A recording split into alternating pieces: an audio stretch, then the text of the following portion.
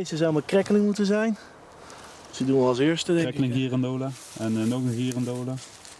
Ja, nou dat was het.